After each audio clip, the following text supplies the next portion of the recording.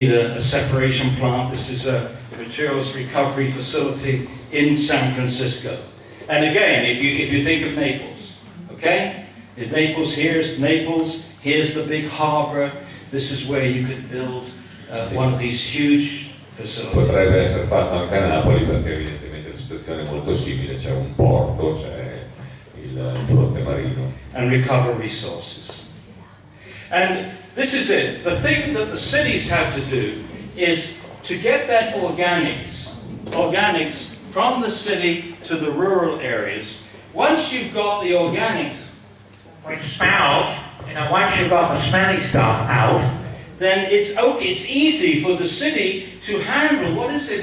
It's paper, it's glass, it's metals, it's plastics. This is not a problem. Once you've got the stuff which is going to smell on you. Una volta portato fuori dalle aree urbane il materiale che è alla base della generazione degli odori più sgradevoli, quindi nelle aree rurali, tutto il resto del riciclaggio delle altre materie è molto più facile, è molto più maneggevole. So the farmers need this organic material back in the soil, and the cities need these facilities for jobs, to create jobs, lavoro. Quindi l'agricoltura ha bisogno della materia organica per il suolo, mentre invece le città hanno bisogno delle materie riciclabili per creare posti di lavoro. And step 5, passo 5, reuse, repair and deconstruction. If you look at the total waste stream, reusable items is only a small volume, just 2% of the total in terms of quantity. Ecco, allora le merci riutilizzabili sono una percentuale minima, sono solo il 2% del totale. But in terms of value, it's nearly 40% of the total value. Mentre in termini di valore è quasi il 40% del valore totale. And I think that I went this afternoon to your Isola Ecologic. Si dice questo pomeriggio ha visitato l'isola ecologica del comune di Padenghe. And it's a very nice facility. But you see there's a lot of valuable objects which could be reused, could be repaired, and could be sold for money. So one of the things I hope you will be able to do in this town is to build a reuse and repair center. L'isola ecologica ha visto molti oggetti che potrebbero benissimo essere recuperati e riutilizzati perché hanno ancora un valore, comunque anche un valore commerciale, quindi suggerisce che potrebbe essere il caso di costruire un centro di riciclaggio in questo senso. Now there are many examples of these around the world, and one of the best is in Berkeley, California. It's called Urban Ore, where they're collecting furniture, appliances, and also the materials from the deconstruction of buildings. Questo è un centro di Berkeley dove raccolgono tutto il materiale. And here it is. It's a large warehouse type thing, and here are the people buying the materials. This is like a shopping mall, but for second-hand materials. Qui la gente si reca e compra degli oggetti che è come se fosse un negozio di oggetti di seconda mano, sostanzialmente ancora usabili e quindi con un valore economico. Lots and lots of things. And lots, a porta. This has been running for 30 years. And now it's making $3 million a year, and there's 27 full-time workers at this facility. Now I've made a series of videotapes which you can watch online, and all of these videotapes feature at some point a reuse and repair center. Qui ci sono dei video che ciascuno dei quali include a un certo punto l'evidenza che è un punto focale per arrivare a un centro di riciclo. And Roberto Cavallo from Piedmonte, this is his contact information. Roberto Cavallo is in my view, one of the best consultants on this alternative strategy in Italy. Su modo di vedere, Roberto Cavallo è uno dei migliori consulenti per questo problema in Italia. And he's just written a report with many examples of reuse and repair operations in Europe.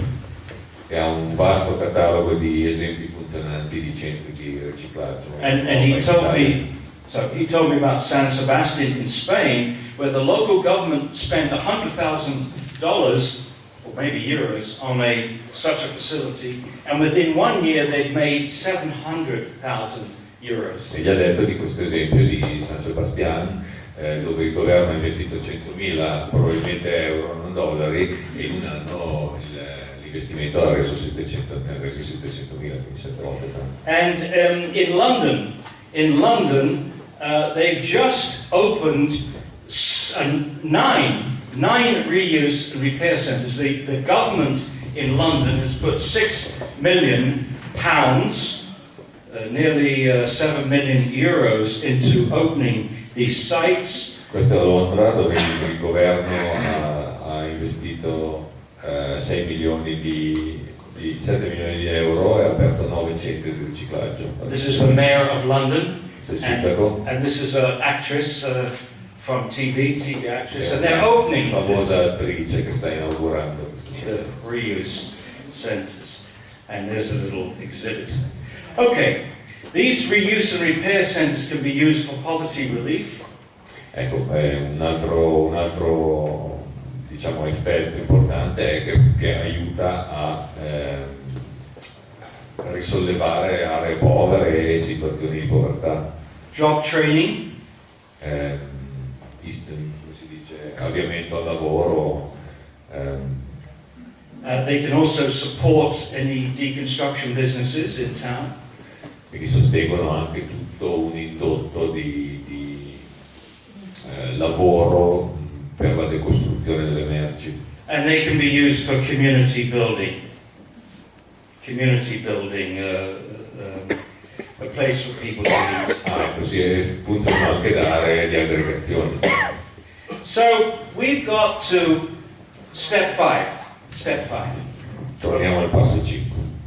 Now, this is how far San Francisco has got with those 5 steps. A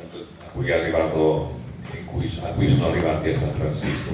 Now, San Francisco has a population of 850,000, very little space. By 2000, they had 50% raccolta differenziata, recycling and composting. By 2004, that was up to 63%. By 2008, 70%. 2009, 72%.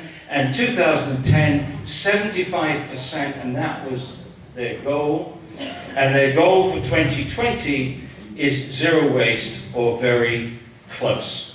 So this tells you this isn't pie in the sky. This is real. Ecco, non è una chimera, è un esempio reale, concreto, funzionante. Now, just for a moment, compare Brescia with San Francisco. Brescia, at huge cost, is getting a 75% reduction. San Francisco, at a much less cost and much less political bloodshed, it's got the same reduction. Brescia is left with 25% toxic ash, we don't know where that's going, and San Francisco has got 25% residuals and they can still work on those residuals. Questa è la differenza di due situazioni evidentemente diverse ma con lo stesso problema. Chiaramente la gestione di Brescia alla fine lascia un 25% di ceneri tossiche che non si sa neanche dove vadano a finire, mentre invece a San Francisco rimane un 25% di residuo che viene comunque riciclato. Now, so we've got the composting, we've got the recycling, we've got the reuse and repair. Now we're going to look at that frazioni residua.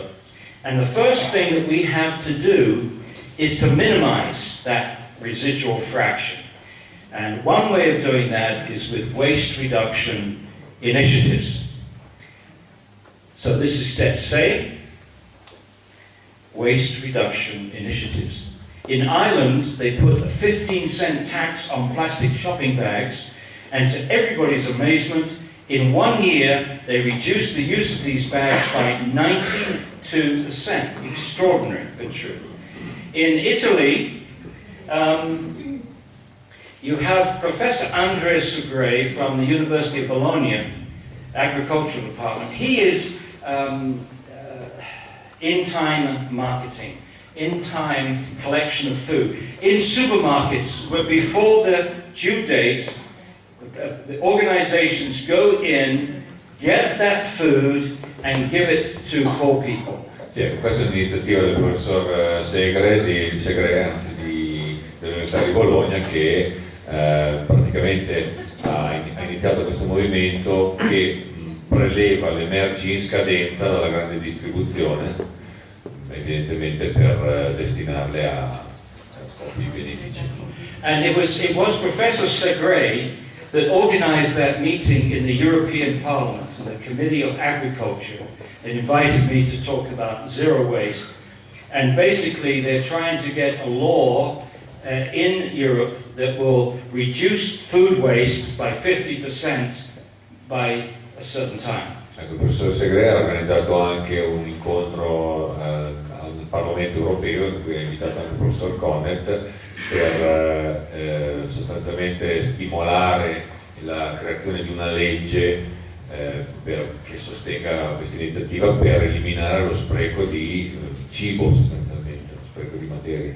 And we have a similar operation in Oxford in the UK called Replenish, the same thing.